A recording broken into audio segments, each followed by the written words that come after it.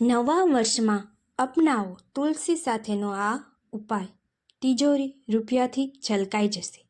નવા વર્ષે તુલસીમાં બાંધજો આ વસ્તુ, ભરાઈ જશે તિજોરી અને નહીં થાય પૈસાની અછત. જાણો એવી તો કઈ વસ્તુ છે? મિત્રો, અમારી ચેનલમાં આ પ્રકારના વાસ્તુશાસ્ત્રને લગતી માહિતી મેળવવા ચેનલને સબસ્ક્રાઈબ કરો અને કોમેન્ટ બોક્સમાં માં લક્ષ્મી લખવાનું ભૂલશો નહીં. માતા લક્ષ્મી આપના ઘરમાં હંમેશા વાસ કરશે. જય માં લક્ષ્મીજી. નવા વર્ષને હવે એક જ દિવસ બાકી છે અને બધા જ નવા વર્ષની શરૂઆત એક સારા ધ્યેય અને લક્ષ્યથી કરવા ઈચ્છે છે.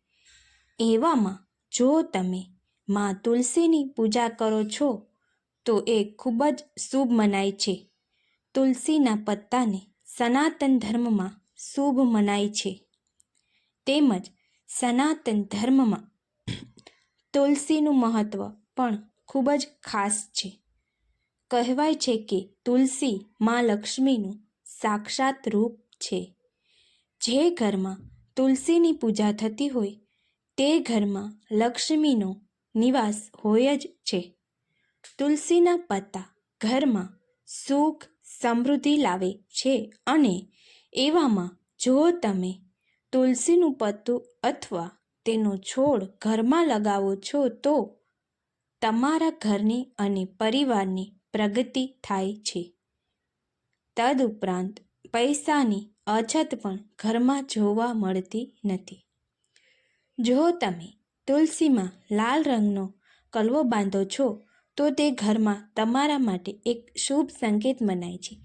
આ લાલ કલવો બાંધવાથી ઘરમાં સુખ અને સમૃદ્ધિ બની રહે છે. તેમજ માં લક્ષ્મી પણ પ્રસન્ન થાય છે. જો આ તુલસીની પૂજામાં તમે દૂધનો અભિષેક કરો છો તો તમારા ઘરમાંથી આર્થિક સંકટ દૂર થાય છે અને બીજી જે પણ સમસ્યા હોય તેનું નિવારણ પણ જલ્દી જ આવી જાય છે. બીજી બાજુ તુલસીની પૂજા કરવાથી ઘરમાં જે કંકાસ હોય છે તે દૂર થાય છે અને હકારાત્મક ઉર્જા ઉત્પન્ન થાય છે. નવા વર્ષમાં તમે વાસ્તુશાસ્ત્રના કેટલાક ખાસ ઉપાયો અપનાવી શકો છો જેનાથી ઘરમાં સુખ, શાંતિ અને સમૃદ્ધિ આવશે. વાસ્તુશાસ્ત્ર અનુસાર નવા વર્ષમાં ઘરમાં કેટલીક શુભ વસ્તુઓ લાવવાથી નકારાત્મક ઉર્જા દૂર થાય છે. આ સિવાય વાસ્તુના આ ઉપાયો ધનની અછતને દૂર કરવામાં પણ મદદરૂપ થાય છે. નવું વર્ષ 2025 આવવાની તૈયારીમાં છે અને દરેક વ્યક્તિ તેની નવી ઉર્જા અને સકારાત્મકતા સાથે આવકારવા માટે ઉત્સાહિત છે.